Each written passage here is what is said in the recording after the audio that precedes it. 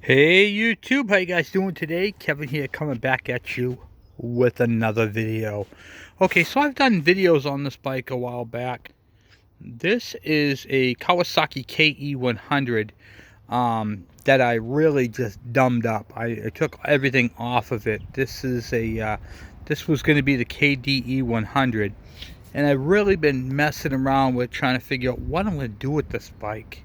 I mean, I literally have no use for this bike unless I do something cool with it.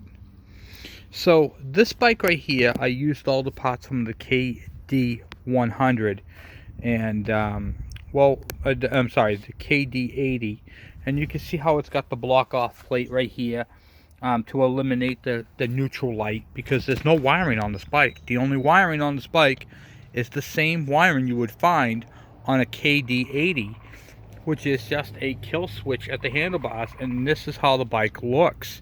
I've got the front fender that has to go onto it, and I sold the cylinder off of it. I sold the magneto. I was going to strip it down. It's got a good carburetor, and I'm like, what am I going to do with this bike? It's a nice bike, but what am I going to do with it? You know what I mean? I got the tank. I've got the front fender. I got the exhaust. So then I got to thinking last night. I was going through some cylinders and stuff like that and seeing what I had. And I have a 75, okay, a Kawasaki KV75. I've got the KD80, the KM100, and the KE100. Last thing I need is another 100. So what I decided to do is build something I don't have. And for this bike right here, this bike build, we're going to use this. I have a piston and cylinder. This is from a G3. It's a, I'll show you. Right there. 89, so it's a 90. This is a 90cc bike. So I'm going to have a 75, an 80, a 90, and two 100s. So we're going to use that G3 cylinder and piston, which is cast iron, and we're going to put that on this KE100 motor. And you can see right here, this is a G5. See if we can. It's a G5. This is a Kawasaki KE100, and we're going to put that G3 cylinder on there. This is the engine that the cylinder came off of. This is the early style G3s. This one has, when you shift all the way down, is neutral, and then 1, 2, 3, 4 is up. This is also the same thing as a KH90, but it's a G390. This was a green bike I had in some earlier episodes I was working on playing around with. So this engine ran, and it's got a good blower end on it. So it's a G3, and what do you call it there? We're not using this motor for anything, so it's gonna be put aside. It's got a good crank in it, and it's a 100 style stroke. So basically what they did on the G3, it's got the 100 stroke but the 80 diameter piston. Okay, so if you have a G3, you can use the piston rings from a G3 onto a KD80. They're the same rings. So the only difference between the KD80 and the G3 or the MC1 is the stroke. So that's the only difference. So anyway, I figured I'd show you guys that real quick. So let's get you in the stand. Let's get crack-a-lacking. And before I go any further, please hit that subscribe button and the bell icon, so when I post a video, you guys get it. Let's get cracking. Okay, so before I install the piston, I'm going to lube the bearing, the wrist pin bearing. Throw that in. And as always, I use my Permatech slick lube there. Just put it right on the bearing itself. Don't need a whole lot, just enough. It'll rotate, it'll get more. Okay. Slide that right in there. Let's get this coil wire right out of the way. Here's a little tech tip for you. Install your circlip on one side. Make sure it snaps all the way in. It makes it a lot easier when you install it. That way you're not trying to fight with two of them. And of course, when you're looking at the top of the piston, this is called a crown. When you're looking at the crown of a piston, you'll see that little arrow that always points towards the exhaust. And if this was an oversized piston, it would have the size written right on it. But this is a regular standard piston, so we're good to go. This engine's never been apart, so that I ripped it out of.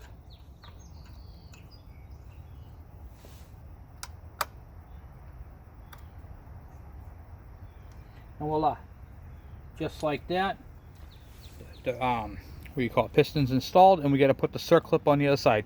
Never forget to put the circlip on the other side, because if you do, that wrist pin will exit the side of the engine and it will destroy it. Here is another helpful handy tech tip. So right now you see that I have the piston sitting on top of the studs. That's fine. But if I was to bump that crank, if I was to put the wrist pin circlip on there, I have a chance of breaking a ring or gouging the piston on those studs. So here's the tip. Take some heat shrink tubing,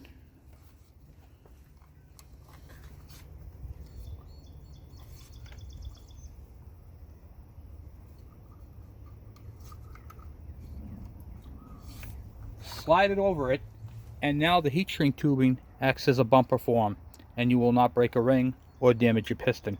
I gotta get the bike turned around so I can get the circlip on the other side, and I'll be right back. If you're anything like me, you're all fingers and thumbs when it comes to putting on tiny little intricate things. You know, your thumbs get calloused and all that other stuff, so you kind of fumble around on things. Okay, a couple of things you can do. This wrist, when I took it off, the circlip was already installed, so I didn't touch it on that other side. But I have to put it on this side. Always try to do it on the opposite side of your cables, unless you don't have them on there. So I'm gonna give you guys another tech tip. So if you guys are all fingers and thumbs like I am, you have a tendency to drop clips and little fine things.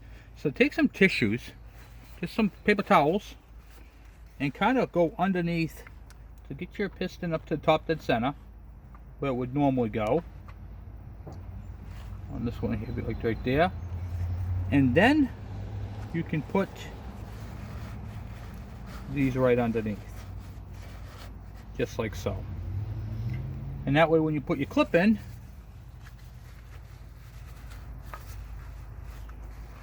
it doesn't fall to the bottom.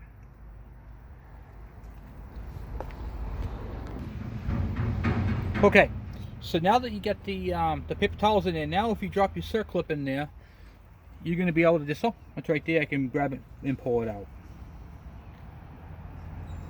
For me, these are a little difficult to get in sometimes. I'm sure you guys have the same problem too.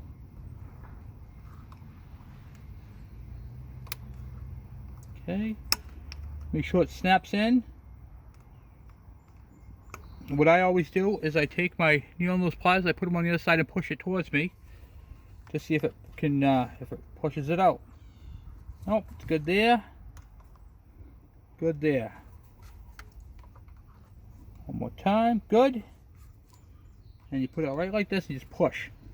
Okay? So that's all set. Then at that point you can remove your paper towels.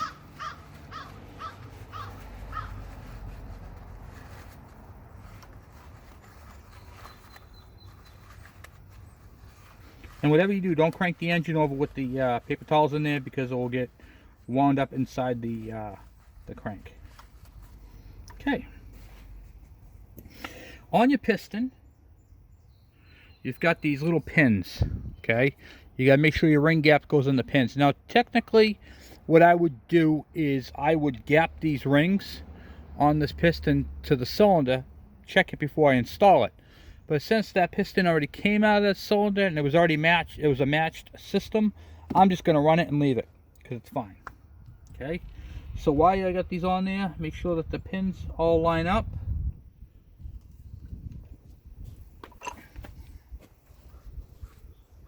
Double check this side over here.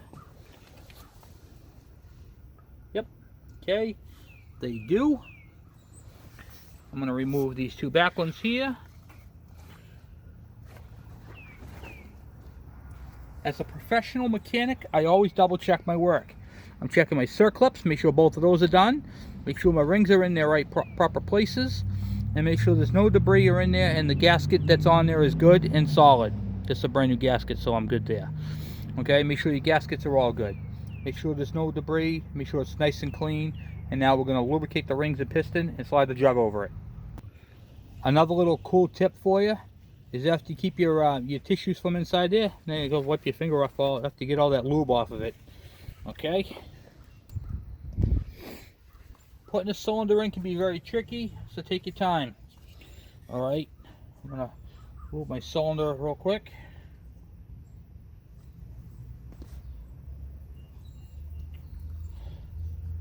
Technically, you only need to lube the bottom part where the rings are going to be going on to, right here, because you already lubed the cylinder and it's just way excessive oil.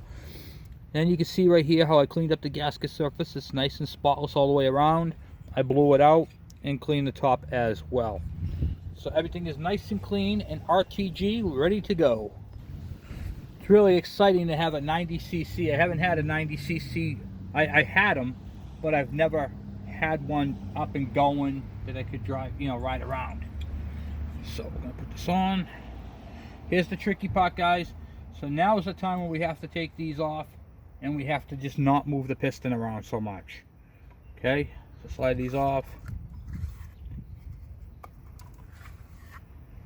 These are good heat shrink tubes, so we're gonna keep them. Make sure you line everything up.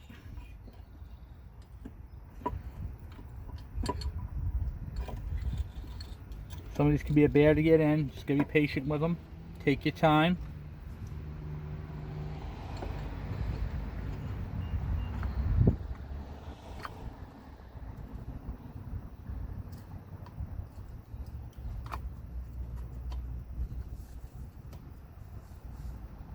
Make sure your rings are into their grooves where they need to go.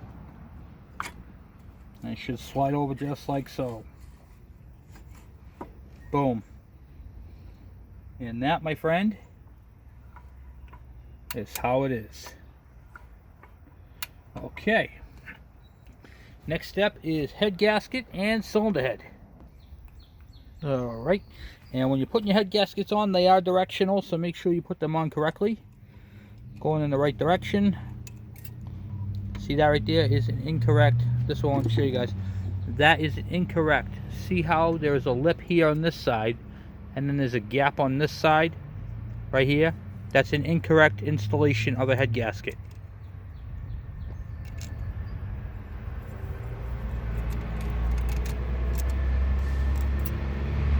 That is a correct head gasket installation. I was going to use the head that came off this, but decided, yes, the head that came off of it. It's got a lot more coolant fins. It does look cool, pretty vintage. I'm actually probably going to use it, but you can see right here. See how it's got carbon up in here? And then not so much here. It's nice and shiny right here.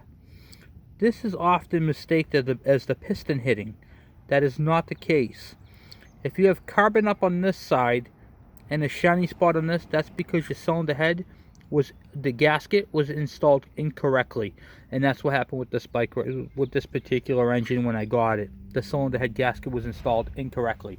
But we're going to use the KDE100 head because I have it and it's all set and it's pretty and it looks nice and it's all good to go. So I'm going to blow it off real quick and I'll be right back. Okay, so let's get the head on there and torque it down.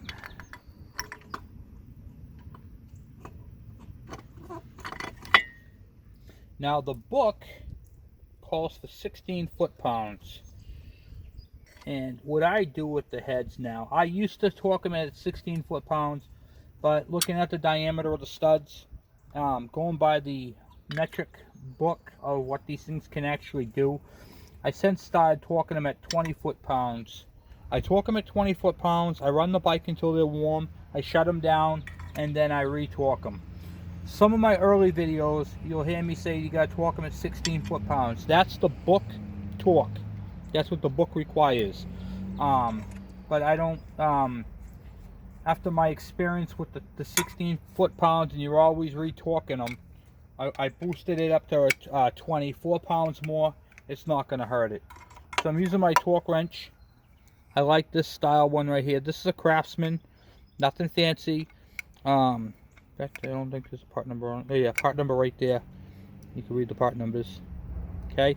Anyway, I torque them to 20 foot-pounds, just because, and I still do the crisscross pattern. Get on there. I just find it works better. And you don't have to re-torque as much. Now, I get a lot of, Kevin, what do you mean re-torquing? What do you mean I got to re-torque my head gaskets? Every now and then on these bikes you do have to. They're very famous for loosening up. Okay, yeah.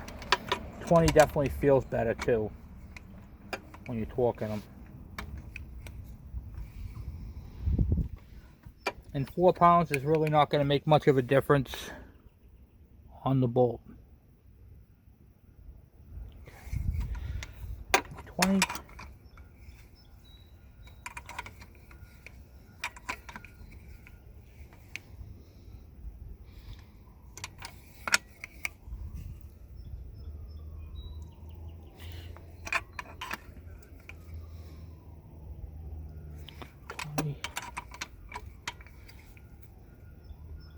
Okay. Alright. So this cylinder right here, this cylinder head is torqued down to 20 foot-pounds. I'm going to run the engine and then re-torque it to 20 foot-pounds again. Just because the heat and expansion, the gaskets seat, everything seats, everything's good. Make sure it turns over alright. Oh yeah. That turns over nicely, guys. Alright, so we got the engine cranked over. We can crank it over. Alright, it's got no, you know, what do you call it there, plug in it at the moment. Hey guys, I want to show you guys something super cool. So I have to purchase a plug. I don't have any plugs for this thing in stock. I've used them all. But when I don't have a plug for an engine, one of the plugs I like to do to throw in there so nothing gets into it, this is an old Champion plug. It's not the right number for this bike, but that's not the cool part. The cool part I want to show you is back in the old days, Champion, if they had a motorcycle plug, used to put a motorcycle on their plug. Just a Champion plug with a motorcycle imprint. And I just take that and I screw that in there. And I don't hook up the coil wire. That says, Kevin, you need to buy this bike a plug. So we'll do that at a later time. Alright, so we got that part done. And I got a little bit of time left. So let's get that front fender on, because this bike is now starting to look like a bike. And on the next video, we'll do the ignition. Alright, so we got the front fender on. Looks pretty sharp, eh? Yeah, no? And then, of course, we're going to throw the tank on real quick. I'm not going to bolt it down, because we still have to take, whatchamacallit there. We still have to take the tank off and do the rest of it, but we can at least get this on here with these two grommets. Yeah. You guys can see what it looks like. Anyway, if you remember the bike from some of my early videos, I'll put the bolt in. I'm not doing it today. So that's what she's going to look like. And this is the bike that I modified this tank cap. This tank cap used to have a little pin that came out and would lock it. I have early videos on the modification on this cap. If your key doesn't work or you want to get rid of that, you can't even open that up anymore. It's all glued shut. But the tank is mint on the inside, and now it's got a regular style tank cap, and that tank cap is vented underneath. So that is the bike right there, and we gotta do one more thing to it.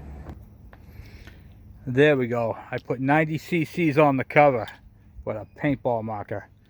Alright guys, this is cool. I wanted to show you guys another tech tip. These paintball markers, this is black, just a regular paintball marker. Okay, so say you guys get your bikes all painted up and you guys get a little scratch.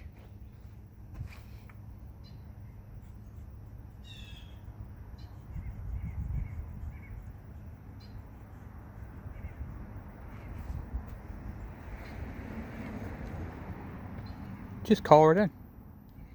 That's all you gotta do. And of course when it dries, it'll fade into the bike. And obviously if you paint your bike the gloss black, They'll fit right in there, so you guys can do that. And if you guys really wanted to do something cool, you can get a green paintball marker and color in the Kawasaki. So we'll be doing that on some of my side covers. So there's another tech tip for you. A lot of tech tips in this video today. So I hope you guys enjoyed it. Thank you for subscribing. Thank you for watching. And guys, we gotta come up with a name for this thing.